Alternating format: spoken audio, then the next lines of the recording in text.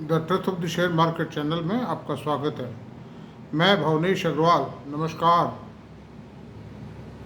दोस्तों, कल हमने वीडियो बनाया था जिसको आप लोगों ने देखा है, सराहा है भी है, और मैं उन सब लोगों को धन्यवाद ज्ञापित करता हूं जिन्होंने मेरे वीडियोस को प्रशंसा की।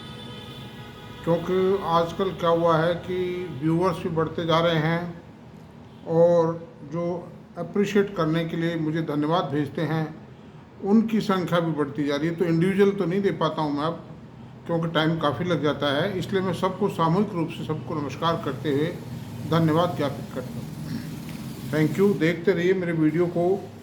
रिलेटिव फ्रेंड्स सबसे कहिए कि मेरा वीडियो देखें, और मेरा वीडियो एक एजुकेशनल वीडियो है जो आपको शेयर बाज़ार में एक कॉन्फिडेंस प्रदान करेगा, मजबूती प्रदान करेगा, एक स्थायी ज्ञान प्रदान करेगा। तो अब चलते हैं। रात को यूएस मार्केट जो थे वो ख़ास तौर से नेस्डैक बहुत तेज़ था, 566 पॉइंट तेज हो गए। गिर रहा था, कल एकदम तेज हो गया। और जो कल जेरम पावेल साहब का स्टेटमेंट आना था, प्रेस कॉन्फ्रेंस आनी थी, वो रात को 11:30 बजे बाद आई है। लेकिन बाज़ार तो खुलते ही तेज हो गया था, क्योंकि बाज़ार को ये उम्मीद पूरी थी कि जेरम पावेल साहब क्या बोलेंगे मीटिंग में, कॉन्फ्रेंस में, पीसी में क्या बोलेंगे, मालूम था बाज़ार को। बाज़ार पहले से असेस कर लेता है और कहीं ना कहीं से कोई ना कोई जुगाड़ भी बैठा करके, और वो निश्चित रूप से कुछ असली स्थिति की मालूमात कर लेते हैं। तो जेरम पावेल साहब का स्टेटमेंट आ गया है और उन्होंने साफ कह दिया है कि हम सितंबर में रेट घटाने का पूरा प्रयास करें। मन बना लिया है सितंबर का। इससे ज़्यादा कोई भी गवर्नमेंट अथॉरिटी पब्लिक प्लेटफॉर्म से इससे ज़्यादा एश्योरेंस नहीं दे सकती। मतलब स्पष्ट है। उन्होंने पिछली मीटिंग में भी कहा था घटाएंगे, महीना नहीं दिया था, अब की बार महीना भी दे दिया। यानी सितंबर मीन्स द नेक्स्ट मीटिंग। 1.5 महीने के अंतराल से एमपीसी की मीटिंग होती है। इंडिया में भी 1.5 महीने का अंतराल होता है, यूएस में भी 1.5 महीने का अंतराल का डिफरेंस होता है। तो नेक्स्ट मीटिंग जो भी होगी उसमें ब्याज घटना निश्चित हो गया है। और उन्होंने ये भी कहा है कि भाई 0.5 घटाने की आशा ना करें। तो ये 0.5 का सवाल कहाँ से आया? जो लोग 0.25% एक्सपेक्ट करते हैं, वो 0.50 कहाँ से आया? इसका मतलब वो ये भी कहते हैं साथ में कि everything will depend upon the inflation datas. तो 0.5 भी घट सकता है। जो क्रूड ऑयल की प्राइसेस गिरी है, और जो क्रॉप आ रही है बारिश के कारण, और जो जब तक आप देखिए नेक्स्ट 1 मंथ के अंदर सब्जियों के दाम भी गिर जाएंगे, एडिबल ऑयल की प्राइसेस भी गिर जाएंगी, क्रूड के प्राइसेस गिर गए हैं, मतलब, और जो स्टॉक्स जमा होते हैं वो भी खाली हो जाते हैं खाने पीने के सामान के, क्योंकि नई क्रॉप आने को होती है। तो ऐसी सूरत में मतलब इन्फ्लेशन मैं समझता हूँ 2.6 के आसपास, ये जो 11-12 अगस्त को जो डाटा जाएंगे इन्फ्लेशन के यूएस के, 2.6 के आसपास रह जाएगा। तो 0.5 भी घट सकती है। Under these circumstances American technology shares हों चाहे इंडियन टेक्नोलॉजी शेयर्स हों, इनके दिन वापस लौट रहे हैं। और आज भास्कर में भी ये खबर थी कि 1 लाख आदमियों की भर्ती करने जा रही हैं आईटी कंपनियां। ये स्पष्ट संकेत है कि आईटी सेक्टर के अंदर डिमांड बढ़ रही है मैन पावर की। ये जो रिजल्ट आए थे उनमें भी कंपनियों ने साफ संकेत दे दिया था, और अभी ये स्पष्ट और हो गया। ब्याज की रेटों की स्थिति क्लियर हो गई है। ऐसी स्थिति में दोस्तों आज खबर पढ़ने को मिली कि इन्फोसिस को 32,000 करोड़ रुपए का जीएसटी रिकवरी का नोटिस आया है। जो गवर्नमेंट ऑफ कर्नाटका ने, director general commercial taxes Karnataka ने वो नोटिस दिया है 32,000 करोड़ का। वो इस बात का नोटिस है कि जो फॉरेन ऑफिसेज में ये प्रोडक्शन करते हैं उसकी बिलिंग इंडिया से करते हैं और उसके ऊपर जीएसटी नहीं चुकाते हैं। लेकिन कंपनी का नोटिफिकेशन मैंने पढ़ लिया है।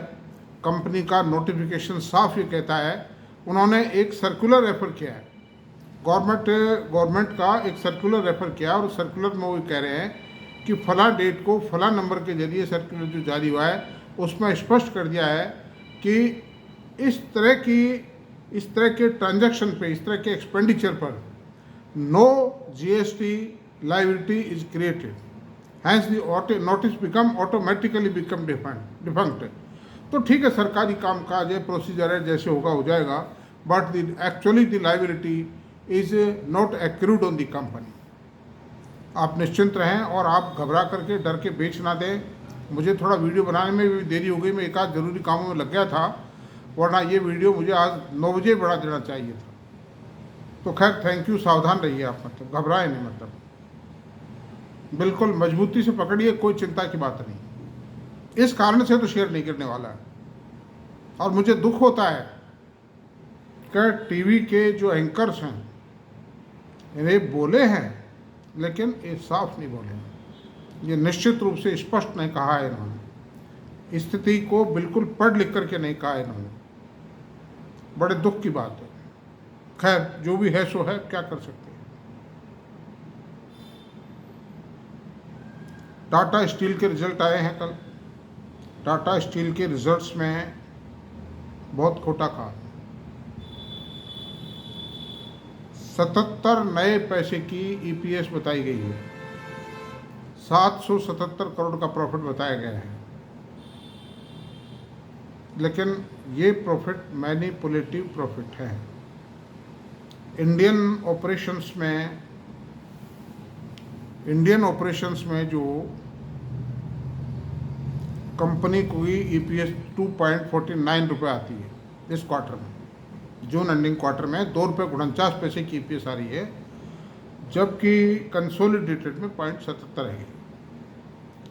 तो डोमेस्टिक ऑपरेशंस में ये जो प्रॉफिट बताया गया है, ये 2500 करोड़ रुपए की इन्वेंट्री की एक्सपेंडिचर में माइनस एंट्री की गई है.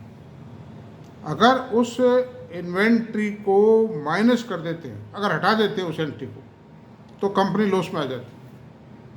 तो ये ज़बरदस्ती लाया गया प्रॉफिट है. यानी जो 777 करोड़ का नेट प्रॉफिट है, कंसोलिडेटेड प्रॉफिट, ये 1500 करोड़ के लॉस में बदल जाता है. इसमें भी बहुत तकलीफ की बात है कि इंटरनेशनल जो ब्रोकरेज फर्म है, डोमेस्टिक ब्रोकरेज फर्म है, वो कह रही टाटा स्टील खरीदो, टाटा स्टील खरीदो. आप देखिए, आप मैं उसको मत मानिए. आप 77 नए पैसे की ईपीएस को मान लीजिए, आप 80 पैसे मान लो, आप इसको 4 क्वार्टर की लगा लीजिए, 8 चौक 32 रुपये, 3 रुपये 20 पैसे की ईपीएस इस साल आ जाएगी. तो 3 रुपये की 20 की 160 रुपये का भी रेट बढ़ता है क्या? 50 का पी रेशियो स्टील कंपनी का बनता है क्या? बाजार देता है क्या? और किसी स्टील कंपनी का है क्या? एक टाइम था टाटा स्टील के मार्जिन 28% हुआ करते थे, और उस ज़माने में जब स्टील 25 रुपये किलो बिकता था, आज स्टील 50 रुपये किलो बिक रहा है. उसके बावजूद टाटा स्टील के प्रॉफिट मार्जिन 14% रह गए. How it is efficiency of the management. इन गड़बड़ी के हालात में टाटा स्टील को 1 पेड अप शेयर को भी 165-70 रुपये में रिकमेंड कर रहे हैं. बड़े अफसोस की बात है. मरवाएंगे इन्वेस्टर, मर जाएगा सांप. 2 टूक खरी बात है मेरी, जो खरीदेगा मरेगा वो, मतलब आपसे इससे खरी बात कोई नहीं कह रहा. बिल्कुल कारण बता रहा हूँ मैं आपको. और टाटा स्टील की सबसे खास बात यह है कि टाटा स्टील इंडिया तो फिर भी कमा लेती है. अरे भाई, आप 2.5 रुपये इंडियन ऑपरेशंस की मान लो, आप ईपीएस मान लो, एक क्वार्टर की 10 रुपये होती है. तो 10 रुपये में भी क्या 16 रुपये का पी रेशियो स्टील कंपनियों को मिलना चाहिए क्या? How it is possible? तो अंडर दिस सर्कमस्टेंस में दोस्तों, मेरी खाली ये राय है कि आप सावधान रहें, देखभाल के लें. और ये बाज़ार के अंदर जो एक लाइन आती है टीवी पर कि साहब ये टारगेट है, ओवर वेट रेटिंग और अंडर वेट रेटिंग आती है, इसको इतनी आसानी से मत मानिए. ये 100 में से 1-2 मामलों में सही साबित होती है, बाकी सही साबित नहीं होती है. मैं कहता हूँ सेबी को बैन लगाना चाहिए इस तरह की एंट्रीज के ऊपर. SEBI should ban such type, क्योंकि without logic and without argument है. मतलब आप रीजन्स तो बताओ. अंधेरे में क्यों रख रहे हो इन्वेस्टर को? देते ही क्यों? किस लिए दिया है ये बताइए आप. यानी तो ये रीजन है. मैं बहुत खरी बात करने वाला हूँ. मेरी बात बहुत लोगों को बुरी भी लगती होगी, लेकिन मैं बचा रहा हूँ, आपको सावधान कर रहा हूँ. तो खैर, ये तो टाटा स्टील की बात रही. कोल इंडिया के रिजल्ट आए हैं, 4% ग्रोथ आई है. और 4 क्या, ये तो माइनस में आ जाएगी ग्रोथ. इसलिए आ जाएगी कि जो कोल इंडिया के कस्टमर थे यानी जो कोयला खरीदती थी जो कंपनियाँ इससे, भाई ऐसा है घरों में कोयला जलाते थे वो बंद हो गया, गैस आ गई। जो रेस्टोरेंट मिठाई वाले और जो भी हलवाई पकौड़ी कचौरी चाट वाले जो बना देते थे कोयला काम में, वो बंद हो गए। और जो भी जो छोटे मोटे सेक्टर थे, भट्टियाँ चलती थी, जो भी थे वो सब बंद हो गए। रेलवे में कोयला बंद हो गए। अब कोयले का ग्राहक कौन था? स्टील, सीमेंट, पावर, ये 3 मेजर कंज्यूमर थे। इन तीनों को सरकार ने कोल माइन ऑक्शन करके और कोयले की खदानें दे दी है, जिसमें कुछ को उन्होंने डेवलप कर लिया है, कुछ अंडर डेवलपिंग प्रोसेस है। वो साल 6 महीने में, 1.5 साल में सब डेवलप हो जाएंगी। Consequent upon the production of Coal India will come down. तो कोल इंडिया के कोई अच्छे दिन नहीं है। कोई ये माने 1000 हो जाएगा, 2000 हो जाएगा, 800 हो जाएगा, मुझे नहीं लगता ये। इनके सामने केवल एक ही मात्र रास्ता होगा कि कोल इंडिया के प्रोडक्शन को ये एक्सपोर्ट करें। अब इंटरनेशनल मार्केट में ये टिक पाएंगे कि नहीं, क्वालिटी, प्राइस, इनके कारण it is a different issue, ये वक्त बताएगा। आप देखिए आयरन ओर की माइंस जो हैं अलॉट कर दी सबको। बहुत मेजर कंज्यूमर जो एनएमडीसी का मेजर कंज्यूमर था जेएसडब्ल्यू स्टील, जेएसडब्ल्यू की खुद की माइंस ऑपरेशन में आ गई सर। उन्होंने ऑक्शन में ले ली माइंस, मतलब बेलारी में ले ली और ये छत्तीसगढ़ में ले ली। तो इनका जो मेजर डिमांड जो फैक्टर था ना वो घट गया है, इसीलिए प्रोडक्शन घटता चला जा रहा है एनएमडीसी का। तो ऐसी सूरत में कोल इंडिया के अंदर भी आपको बहुत बड़ी सावधानी बरतने की आवश्यकता है। ये कोई नहीं बताएगा इस बात को, सब अरे कोल इंडिया के रिजल्ट अच्छा है, अरे रखो, कोयला तो बहुत ज़रूरी चीज़ है, कल कारखाने इसी, पावर इसी से बनती है, स्टील इसी से बनता है, सीमेंट इसी से बनता है। All will say, but I say there is a declining trend in coal production and it is bound to certainly come. तेल का प्रोडक्शन गिर रहा है, क्रूड ऑयल के प्राइसेस गिर रहे हैं। क्यों? आके इलेक्ट्रिक व्हीकल्स आ रहे हैं। मतलब मेजर जो कंज्यूमिंग सेक्टर था वो व्हीकल था, व्हीकल में इलेक्ट्रिक व्हीकल आ गए, एथेनॉल मिलने लग गया, ग्रीन हाइड्रो आ रहा है। तो क्रूड ऑयल की प्राइसेज में कितनी कटौती कर दी, उसके बावजूद भी क्रूड की प्राइसेज गिरती चली जा रही है। वही कोल की पोजीशन होगी कि कोल का जो मेजर कंज्यूमर था वो हट गया है, उसको खुद के रिसोर्सेज मिल गई है, खुद की कैप्टिव माइंस ले लिया उन्होंने। मतलब तो ये बात रही। आप एक बात देखिए कि जो माइनिंग बिजनेस है इसमें प्रॉफिट तो बहुत था, लेकिन चूँकि मार्केट फ्लक्चुएशन बहुत ज़्यादा थे, इसीलिए रियो टिंटो और BHP बिलिटोन जो ऑस्ट्रेलिया की 2 नामी, जो वर्ल्ड की सबसे लार्जेस्ट माइनिंग कंपनीज हैं, they could not have become the wealth creator. जबकि गोल्ड की माइनिंग भी करती हैं वो, डायमंड की माइनिंग भी करती हैं, और तांबा, एल्युमिनियम, कोल, आयरन और इनका तो बेशुमार है। मतलब आप पूछो मत, उन्होंने लाखों एकड़ ज़मीन, लाखों हेक्टेयर ज़मीन ले रखी है। और ब्राज़ील समझो, ऑस्ट्रेलिया समझो, साउथ अफ्रीका समझो, जो मेजर ऑयल माइनिंग फील्ड्स हैं वो सब उनके कब्जे में। उसके बावजूद they could not have become wealth creator. तो ये पोजीशन है। इसलिए ये कोयले की, टाटा स्टील की बात हो गई, कोल इंडिया की बात हो गई। अब बात करते हैं एक इन्फोसिस की बात हो गई है, अब बात करते हैं एक छोटी कंपनी, स्मॉल कैप कंपनी, जेके लक्ष्मी सीमेंट, जो सोना उगलेगी दोस्तों, सोना उगलेगी वो। उसके रिजल्ट आए हैं कल, परिणाम बहुत ल्यूक्रेटिव है। सारी सीमेंट कंपनियों ने रिजल्ट खराब दिए हैं, इस क्वार्टर के रिजल्ट खराब आए उसके। लेकिन जेके लक्ष्मी एक ऐसी कंपनी है जिसने बहुत शानदार रिजल्ट दिया। अब मैं आपसे बताऊं कि इस कंपनी का 110 लाख टन, 1 करोड़ 10 लाख टन की इंस्टॉल्ड कैपेसिटी है, 78-80% का कैपिटलाइजेशन है। और ये जालोर में इसके प्लांट है ख़ास तौर से, और कर्नाटका में भी हैं, मध्य प्रदेश में भी हैं। और इन सभी कंपनी, सीमेंट कंपनियों का ये कमाते जाते हैं और कमा कमा करके नए प्रोजेक्ट लगा दिए जाते हैं। 20 उदयपुर सीमेंट वर्क्स भी इन्हीं का है, जिसकी 40 लाख टन की कैपेसिटी है, जो भी लिस्टेड शेयर है, जो इसकी सब्सिडरी है। तो एक टाइम था सन 2008-9 के आसपास, जब ये 100 पेड अप शेयर नहीं 10 पेड अप शेयर 60 रुपये बिका करता। मैंने बहुत काम किया इस समय, काफ़ी काम किया मैंने, पैसे भी मिले मुझे। ये शुरू से एक ऐसी कंपनी है जिसने इन्वेस्टर को देती चली, और सिंघानिया फैमिली जो ठंडी पड़ गई थी उसको भी दोबारा इसी कंपनी ने खड़ा किया। वो जेके ये दो अलग अलग हैं, ये मतलब फैमिली दो अलग हैं, तो सिंघानिया ये सब अलग है। एक मैडम है इसकी मैनेजिंग डायरेक्टर जेके मिसेस सिंघानिया, तो ये काफ़ी अच्छी है, और इसकी छोटी इक्विटी 58 करोड़ की, और इसके जो रिजल्ट आए हैं इस क्वार्टर के 1576 करोड़ रुपए का सेल आई है।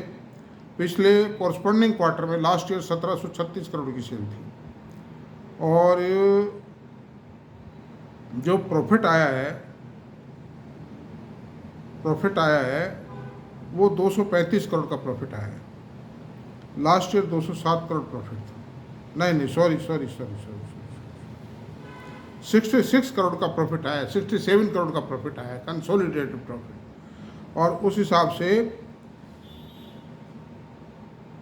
5 रुपये 97 EPS आई, और स्टैंड अलोन पे 13 रुपये EPS आई। ये मैं चेक करता हूँ why there such a large big deviation. तो कंपनी बहुत तेज़ी से आगे बढ़ रही है, छोटी इक्विटी है, और सॉलिड मैनेजमेंट है, पेरेंटेज अच्छा है। इस हिसाब से अब मैं आपसे बताऊँ, इसके डाटा पे विचार करते हैं। मार्केट कैप 10,250 करोड़ का है, करंट प्राइस 871 रुपये है, हाई लो एक साल में 623 से 1,000 रुपये तक गई है इनकम।